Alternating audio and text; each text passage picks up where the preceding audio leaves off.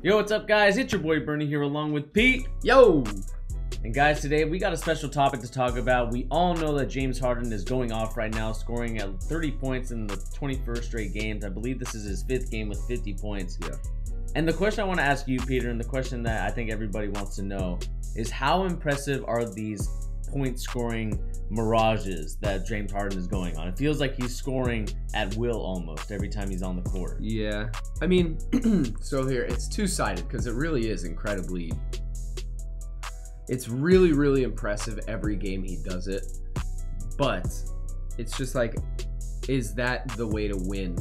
Like, have a winning team, you know? Mm-hmm. So, like, on an individual basis, it's basically like when you win the MVP in your NBA 2K My Career or whatever, Right. but you're literally the only player who ever shoots the ball. Mm-hmm. How impressive is that? You know, from an efficiency standpoint, it's really like, I don't know, but he is having an efficient year, which is the crazy thing. Like his true shooting is almost 60% or something. It might be like 59%, which is completely staggering considering how many times he shoots the ball per game. I don't know. Nobody's ever won a title like that, really. Yeah, I mean, the last person to really kind of do the one-person thing was Allen Iverson in 2001. So the problem with James Harden, and I know a lot of people are probably going to give us a lot of flack for this, is that James Harden's game is just not sustainable for the long run. I mean, looking up a stat, in his last 5 games that he scored all these points, I believe it's 200-something, he's been assisted on those points 0. There's no assists from those points at all, which is crazy to think because I believe that Klay Thompson in his last game against the Lakers, all of his points were from assists. I understand that they're 2 different players playing 2 different systems, but you just see the difference in how efficient and how prettier it looks watching the game if you're a basketball aficionado, liking ball movement and stuff like that. How cool it looks that Klay Thompson's hitting those threes compared to James Harden, who's just kind of between the legs, step back, hits his 3. It's just, I'm not really a big fan of it. And the other thing is he's been going to the free throw line like 25 times. Yeah, I mean, I think we're not completely in line in the sense that when I watch him play this year, if I had an MVP vote this year, I would vote for him right now. Yeah.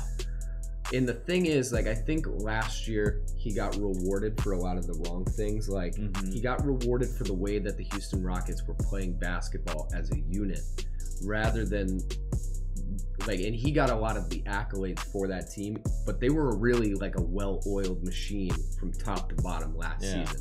This year, there's no oil and they're not a machine. It's literally him and a bunch of pieces, and he's carrying them to a winning record without CP3.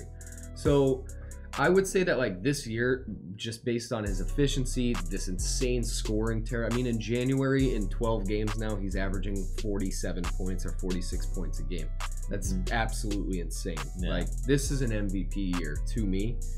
But when you rely entirely on a guy who has not really had the best track record in the playoffs, and he's the only reason you're winning games because he shoots 30 times a game, how can you expect that to carry over into playoff success? Like, it doesn't really work that way. So I'm torn because I want to say, like, this is one of the craziest stretches of basketball I've ever seen anyone play, but it's almost guaranteed to end in just disappointment at the end of the season. Yeah, I think that's kind of the reason why no one's kind of talking about, I mean, people are saying some MVP conversations for him, but no one's kind of believing in this Rockets team saying, is this the way to beat the Warriors? Because we all know that they tried this way, they failed, they missed 27 threes in a row last time. Yeah.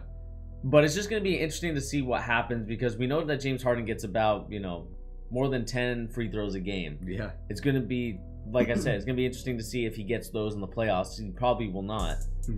Compared, I mean, the refs just call it a lot differently in the play. It's just, I feel like it's a different game you're playing. Absolutely. Not only that, but teams save all their best lineups. They save up their best just strategies to shut different players down, different teams down. I mean, the playoffs are a completely different animal. Let's look at the Knicks game last night. You guys know I'm a gigantic Knicks fan if you've watched our videos before. I watch every one of their games. They're really, really, really terrible. Like, probably one of the 2 worst teams in the league. And it took James Harden scoring 61 points to beat them by 3. Like, that says everything you need to know. He's doing so much for the team, and it's still barely enough to even beat low-level teams in the league. you come up against a team like the Warriors, if James Harden is getting shut down by Kevin Durant or Klay Thompson, I mean, who's going to score? Austin Rivers, you know, he can't put up 30 a game. No, I mean, basically the rest of the guys are just kind of standing there waiting their turn for a shot. And that's the thing that kind of sucks about it. Like, that's the reason why I don't really like this style of basketball, is because when you have one guy going, then the rest of the guys are just kind of standing there waiting their turn to get a jumper. And then if they miss it, it's their fault. Instead of moving the ball around, like, I'm fine with you not taking the jumper, but as long as you keep moving the ball around, as long as you have the feel for the basketball, I feel like that's a better way of moving the rock than just James Harden, like I said, you know, crossover between the legs. Absolutely. Step back.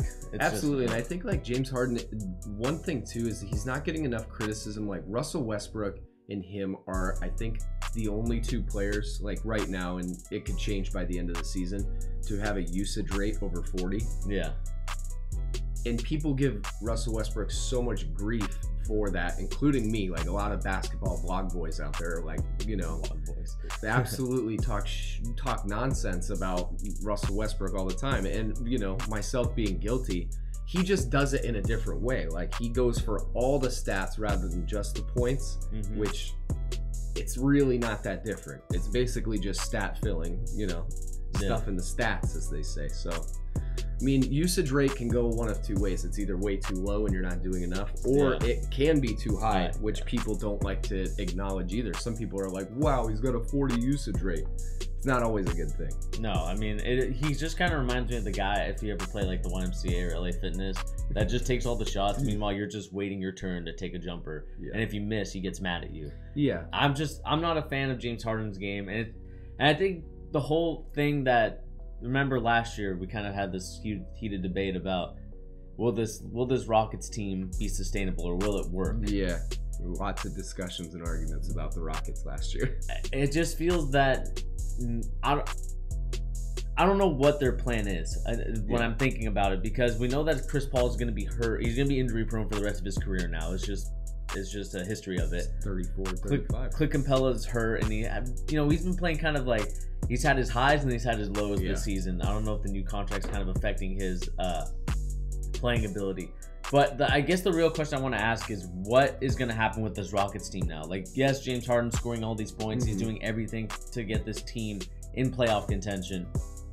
What is going to be happening with this Rockets team? Because I feel like this is just not sustainable for the next 4 years, because they want to win a championship now. Yeah.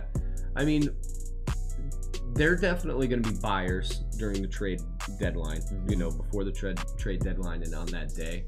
And I think, like, they're going to end up bringing somebody, a big name, back with them. Like, we discussed right before we started recording, like, a name like Marc Gasol, which isn't like a person to help carry the offensive load. That'd be more like kind of filling defensive gaps on the team.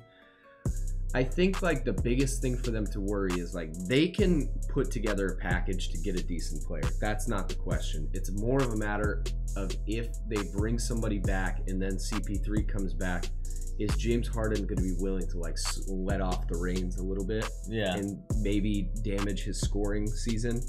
So he doesn't seem to care, though, is the thing. But he also takes 33 shots every time I watch him play. So we'll see how it goes.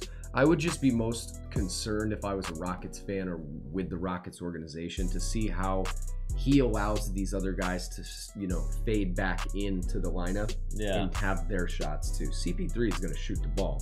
Yeah, he's going to get at least 15 shots a game, and then Clint Capella will get his alley-oop dunks. I'm like you said, I think it's going to be interesting to see who they bring in and if they're going to fit in with this system, because I feel that James Harden, although, you know, is willing to give the rock, and he's actually been, when he wants to be a point guard, not a scoring guard, he actually is not that bad of a player. Oh, yeah. And it just sucks, because I know that James Harden has that capability in him, and he just doesn't do it. And I know that's going to sound like an old head type of deal, because, you know, James Harden scoring all these points. But I just think that if D'Antoni wants to actually win a championship for once in his career, he's going to have to make the tough decision and tell James Harden, look, we've got to start moving the ball around, because we understand that we were one game away from winning the championship, or to get to the final, that is, or win the Western Conference Finals.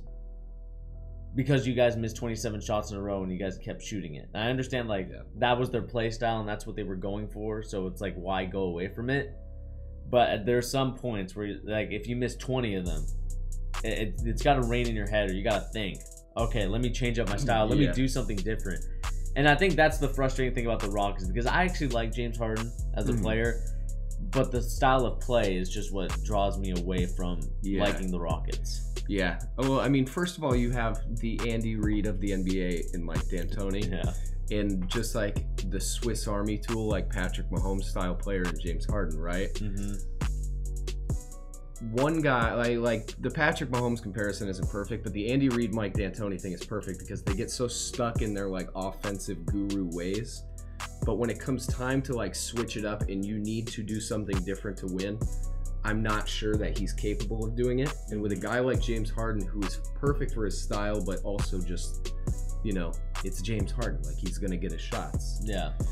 I don't know. I'd be really concerned. I am much more enthused with the way James Harden's playing than I think you are. Yeah. And I also enjoy it a lot more than you do. But at the end of the day, it's just like you can't win a championship like that. To me. Yeah. And I'd like to see him prove me wrong though. If he can pull this season off like this, score, let's say he ends up with 35 points a game at the end of the season, and then they end up in the finals, it would be probably the greatest season I've ever watched. Yeah, I mean, like, if he's able to even get to the NBA Finals and even get a game, I think it would be a very impressive season. But that's going to be the biggest question we want to ask you guys. What do you guys think of James Harden and his point-scoring barrage that he's on right now? Do you guys think that it's sustainable for the future? Or do you guys think that he'll rein it down a little bit and come down to 20-something points per game? We want to ask you guys that in the comments down below. But anyway, guys, this has been your boy Bernie here along with Pete. Remember to hit that subscribe button if you're new, and also remember to hit that notification bell so you can also get our NBA content that we have up here. Of course, we have some fixer-uppers on our teams. We have one on the Knicks. Yep, they need a lot of fixing up. But anyway, guys, we'll catch you on the next video. Peace.